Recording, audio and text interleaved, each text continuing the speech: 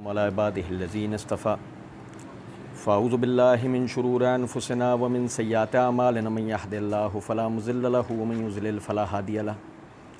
واشهد ان لا اله الا الله وحده لا شريك له واشهد ان محمدا عبده ورسوله اما بعد فان خير الحديث كتاب الله وخير الهدي هدي محمد صلى الله عليه وسلم وشر الأمور محدثاتها وكل محدثة بدعة وكل بدعة ضلالة وكل ضلالة في النار أعوذ بالله السميع العليم من الشيطان الرجيم من حمزه ونفخه ونفثه بسم الله الرحمن الرحيم اللهم صل على محمد وعلى آل محمد كما صليت على إبراهيم وعلى آل إبراهيم إنك حميد مجيد اللهم بارك على محمد وعلى آل محمد كما باركت على إبراهيم وعلى آل إبراهيم إنك حميد مجيد رب اشرح لي صدري ويسر لي أمري واحلل عقدة من لساني يفقهوا قولي رب زدني علما۔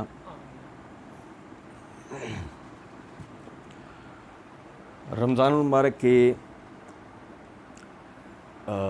اختتامی جو احکامات ہیں ان میں سب سے آخر میں بندے کے لیے صدقۃ الفطر کی ادائیگی ہے۔ یہ میرے ہاتھ میں سنن ابی داؤد ہے، اس کی جلد نمبر 1 کا صفحہ نمبر 762 ہے۔ امام ابو داؤد نے کتاب الزکوٰۃ کے اندر باب قائم کیا، باب زکوٰۃ الفطر، اس کے تحت حدیث نمبر 1595 ہے۔ سیدنا ابن عباس رضی اللہ تعالی عنہما فرماتے ہیں کہ نبی اکرم صلی اللہ علیہ وسلم نے فرمایا،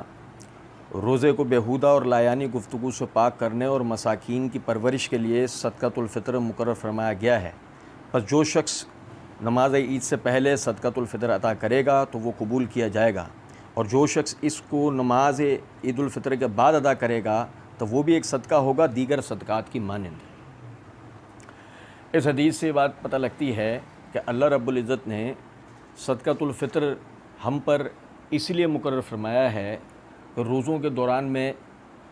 نہ چاہتے ہوئے بھی جو ہم سے کوتاہیاں سرزد ہو گئی ہوں اور ہمیں اس کا علم نہ ہو تو یہ اللہ رب العزت نے صدقہ ہم پر مقرر کر کے اس کا ہم پر سے ازالہ کیا ہے۔ اور ساتھ ہی یہ بات کہ اسے عید کی نماز سے پہلے ادا کرنا تو صدقۃ الفطر کے معنی رکھتا ہے، لیکن اگر عید الفطر کے بعد اس کو ادا کرے گا تو یہ صدقے کا ثواب تو دلائے گا لیکن صدقۃ الفطر نہیں کہلائے گا۔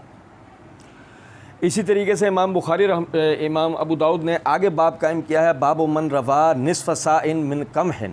اس کے تحت حدیث نمبر 1605 ہے کہ عبداللہ بن ابی سعیر رضی اللہ تعالیٰ عنہ وہ نبی صلی اللہ علیہ وسلم سے یعنی کہ حدیث روایت کرتے ہیں جس میں یہ الفاظ ہیں کہ نبی صلی اللہ علیہ وسلم نے فرمایا، اگرچہ صدقۃ الفطر ادا کرنے والا مالدار ہے اللہ تعالیٰ اس شخص کو گناہوں سے پاک کرے گا، اور اگر وہ شخص مسکین ہے تو اللہ تعالیٰ اس شخص کو اس سے زیادہ عنایت فرمائے گا جس قدر اس نے یعنی ادا کیا ہے۔ اس حدیث سے ہمیں صدقۃ الفطر کی برکت کا پتہ لگتا ہے کہ ایک تو یعنی کہ اگر امیر آدمی اس کو ادا کرتا ہے اللہ تعالیٰ اس کے گناہوں کو یعنی کہ اس کو گناہوں سے پاک کرے گا، اور اگر مسکین آدمی فقیر آدمی اس کو غریب آدمی ادا کرتا ہے تو اللہ رب العزت اس کے تحت اس پہ برکت کرے گا، اس کو مزید زیادہ عطا کرے گا۔ اور اسی کے ساتھ ساتھ ہمیں اس حدیث سے یہ نقطہ بھی پتہ لگتا ہے کہ امیر ہو یا غریب صدقۃ الفطر جو ہے ہر شخص کو ادا کرنا ہے۔ اچھا، اسی طرح یہ میرے ہاتھ میں صحیح بخاری ہے، اس کی جلد نمبر 2 کا صفحہ نمبر 468 اور 469 ہے۔ امام بخاری رحمۃ اللہ علیہ نے ابواب صدقۃ الفطر کے تحت باب مقرر کیا ہے، باب فرض صدقۃ الفطر، صدقہ فطر کے فرضیت کا بیان۔ اس کے تحت حدیث نمبر 1503 ہے۔ عبداللہ بن عمر رضی اللہ تعالیٰ عنہ فرماتے ہیں کہ نبی اکرم صلی اللہ علیہ وسلم نے فطرے کی صدقے کو، فطرے کی زکوٰۃ کو 1 صاع کھجور یا 1 صاع جو فرض قرار دی تھی غلام، آزاد، مرد، عورت، چھوٹے اور بڑے تمام مسلمانوں پر یعنی یہ مقرر کیا ہے۔ آپ کا یہ حکم تھا کہ نماز عید کے لیے جانے سے پہلے یہ صدقہ ادا کر دیا جائے۔ اب اس حدیث سے ہمیں یہ بات پتہ لگتی ہے کہ نبی اکرم صلی اللہ علیہ وسلم نے 1 صاع، یہ ایک وزن ہے، ایک پیمانہ ہے جس کو ہم پڑھیں گے، کھجور کی وہ مقرر کی غلام کے لیے، یعنی ماتحتین، آزاد مسلمان، ان میں مرد ہوں عورت ہوں، چھوٹے ہوں بڑے ہوں، یعنی کہ بڑے سے مراد بوڑھے اور چھوٹے سے مراد چھوٹے بچے، سب کی طرف سے صدقہ فطر کی ادائیگی ہوگی۔ آپ کا یہ حکم نماز عید سے جانے سے پہلے پہلے تک کے لیے، یعنی کہ نماز عید سے جانے سے پہلے پہلے تک یہ صدقہ ادا ہو جانا چاہیے۔ اسی طریقے سے امام بخاری رحمۃ اللہ علیہ نے آگے صفحہ نمبر 471 کے اوپر باب قائم کیا ہے، باب و صدقۃ الفطر صاع من طعام، یعنی کہ صدقہ فطر جو ہے وہ ایک صاع ہے ہر کھانے میں، یعنی ہر جنس میں سے ایک صاع جو پیمانہ مقرر کر دیا گیا ہے صدقہ فطر کا۔ اس کے تحت حدیث نمبر 1506 ہے، ابو سعید خدری رضی اللہ تعالیٰ عنہ فرماتے ہیں کہ ہم فطرے کی زکوٰۃ ایک صاع اناج یا گیہوں یا ایک صاع جو یا ایک صاع کھجور یا ایک صاع پنیر یا ایک صاع زبیب، یعنی خشک انگور یا انجیر وغیرہ سے نکالا کرتے تھے۔ اب اس کو سمجھے گا بات کو کہ کھانے کی ہر جنس میں سے، اناج کی ہر جنس میں سے ایک صاع مقرر کرنے کی حکمت کیا ہے؟ کیونکہ ہر آدمی کا کھانا ایک جیسا نہیں، امیر کا کھانا اور غریب کے کھانے کا فرق آپ بھائیوں کو اچھی طریقے سے پتہ ہے۔ تو امیر جو اپنے گھر میں یعنی بطور راشن بطور اناج جو کھانا استعمال کرتا ہے وہ اس میں سے ایک صاع نکالے گا، اور غریب جو اپنے گھر کے اندر استعمال کرتا ہے وہ اس میں سے ایک صاع نکالے گا۔ اچھا، اسی طریقے سے پھر امام بخاری رحمۃ اللہ علیہ نے آگے باب قائم کیا صفحہ نمبر 472 اور 473 کے تحت، باب و صدقۃ الفطر علی الحر والمملوک۔ اس کے تحت یہ حدیث نمبر 1511 ہے کہ عبداللہ بن عمر رضی اللہ تعالیٰ عنہ وہ بطور صدقۃ الفطر کھجور دیا کرتے تھے۔ ایک مرتبہ مدینے میں کھجور کا قحط پڑا تو آپ نے جو بطور صدقہ نکالا۔ عبداللہ بن عمر رضی اللہ تعالیٰ عنہ چھوٹے بڑے سب کی طرف سے، یہاں تک کہ امام نافع کہتے ہیں کہ میرے بیٹوں کی طرف سے بھی صدقہ فطر نکالا کرتے تھے۔ اب دیکھیں اس حدیث سے یہ نقطہ پتہ لگتا ہے کہ عبداللہ بن عمر رضی اللہ تعالیٰ عنہ وہ بطور صدقۃ الفطر کھجور کا ایک صاع دیا کرتے تھے، پھر حالات بدلے، کھجور کا قحط پڑ گیا اور اس کی جگہ گھر میں جو استعمال ہونا شروع ہوا تو جو بطور صدقہ آپ نے دی۔ یہ جو میں نے پہلے حدیث سے آپ کو حکمت بیان کی ہے کہ یہ جو تمام اناج میں سے ایک ایک صاع جو مقرر کیے گئے، اس کی وجہ یہ ہے کہ ہر آدمی کا یعنی کہ گھریلو گزارا کسی ایک جیسی چیز میں نہیں ہوتا، سب کا مختلف ہوتا ہے، تو لیکن یہ فرض سب پر ہے کہ ایک صاع اجناس میں سے اس نے نکالنا ہے، تو ہر شخص کو یعنی جو اس کی استطاعت ہے اس کے مطابق یہ فرض کر دیا گیا ہے۔ اچھا، اسی طرح پھر وہ کہتے ہیں کہ اور امام نافع کہتے ہیں کہ اور لوگ صدقہ فطر 1 یا 2 دن پہلے ہی دے دیا کرتے تھے۔ لوگوں سے مراد صحابہ کرام رضوان اللہ علیہ مجمعین، کہ صحابہ کرام رضوان اللہ علیہ مجمعین جو ہے وہ 1 یا 2 دن پہلے ہی صدقہ فطر دے دیا کرتے تھے۔ اس سے یہ بات پتہ لگی کہ جو صدقہ فطر ہے وہ عین نماز کے لیے آدمی جا رہا ہو، رستے میں بیٹھے ہوئے بھکاریوں اور فقیروں میں بانٹتا ہوا نہ جائے، بلکہ 1 یا 2 دن پہلے جو مستحقین ہیں وہ اللہ ہمیں توفیق دے گا انشاءاللہ۔ ہم زکوٰۃ کے جب مسائل پڑھیں گے تو وہاں جو مستحقین ہیں اصل ان کے حوالے سے انشاءاللہ ہم تفصیلاً پڑھیں گے۔ تو جو مستحقین ہیں، مستحقین کو بندہ 1 یا 2 دن پہلے ہی پہنچا دے، تاکہ جن لوگوں کو عید سے پہلے پہلے جو ضرورت ہے وہ عید کے دن سے پہلے پہلے اپنی ضرورت کو پورا کر کے عید کی خوشیوں میں ہمارے ساتھ شریک ہوں، نہ کہ یہ صدقہ عید کے دن نکالا جائے تاکہ ان کے لیے عید کی خوشیوں کی جو مزہ ہے وہ کرکرا ہو جائے۔ اچھا جی، پھر یہ دیکھیں کہ خود عبداللہ بن عمر رضی اللہ تعالیٰ عنہ، یہ میرے ہاتھ میں موطا امام مالک ہے، امام مالک رحمۃ اللہ علیہ نے کتاب الزکوٰۃ کے اندر باب قائم کیا، باب وقت ارسال زکوٰۃ الفطر، کہ کس وقت جو ہے صدقہ فطر ادا کیا جائے۔ اس باب کے تحت امام نافع سے روایت کی ہے کہ عبداللہ بن عمر رضی اللہ تعالیٰ عنہ عید سے 2 یا 3 دن پہلے صدقہ فطر اس شخص کے پاس بھیج دیا کرتے تھے جس کے پاس یہ جمع ہوا کرتا تھا۔ اب کیا مطلب ہے اس بات کا؟ کہ شرعی حکومت میں بیت المال ہوتا ہے، بینک آف اسٹیٹ، اس کے اندر لوگوں کے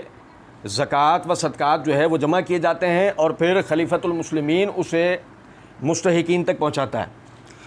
تو عبداللہ بن عمر رضی اللہ تعالیٰ عنہ 1 یا 2 دن پہلے ہی اپنی ذمہ داری پوری کرتے ہوئے یعنی کہ بیت المال تک یعنی جو ہے وہ اپنے صدقے کو اپنے گھر کی طرف سے جو صدقہ جمع ہوا ہوتا تھا اس سب کے سب کو پہنچا دیا کرتے تھے، نہ کہ عید کے نماز کے لیے جانے کے وقت۔ بہرحال اچھا یہ دیکھیے گا، یہ میرے ہاتھ میں سنن ترمذی ہے، اس کی جلد نمبر 1 کا صفحہ نمبر 413 ہے، کتاب الزکوٰۃ ہے۔ امام ترمذی رحمۃ اللہ علیہ نے باب الصدقۃ الزرع والثمر والحبوب کے تحت یہ حدیث نمبر 630 ذکر کی، اور اس کی شرح کے اندر امام ترمذی رحمۃ اللہ علیہ فرماتے ہیں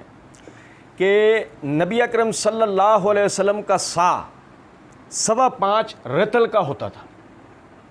اب 5.25 رطل وہ کیا ہیں، یہ میرے ہاتھ میں احکام و مسائل عبد المنان نور پوری رحمۃ اللہ علیہ کی، اس کی جلد نمبر 1 کا صفحہ نمبر 281 پر وہ کہتے ہیں سا با حساب درہم 2.25 سیر ہے، کلو کے حساب سے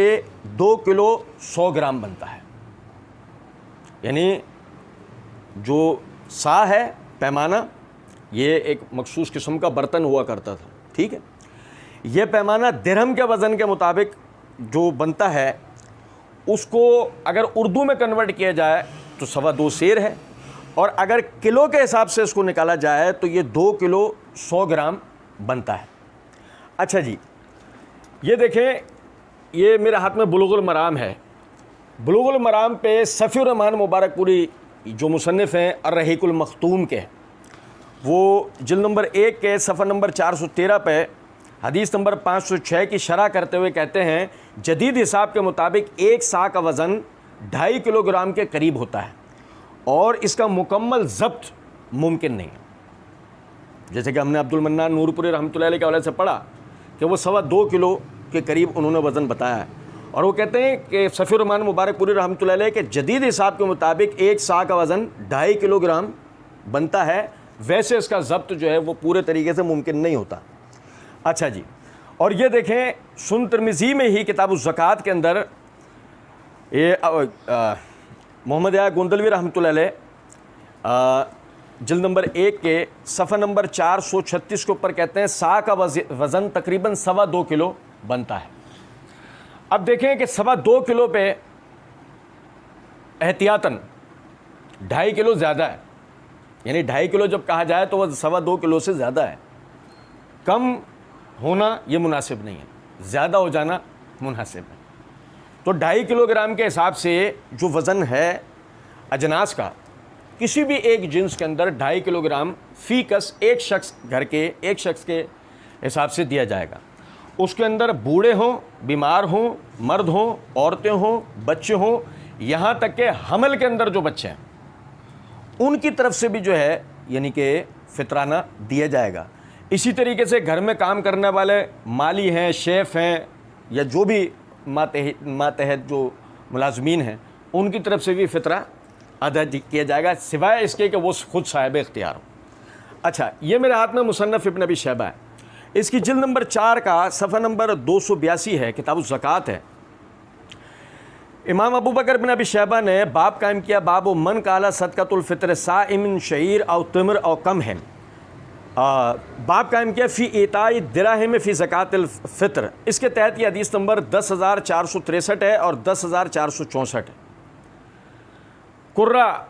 بن عبد الرحمن رحمۃ اللہ علیہ وہ کہتے ہیں جاءنا کتاب عمر بن عبد العزیز فی صدقۃ الفطر نصف سائن عن کل انسان او قیمت نصف درہم۔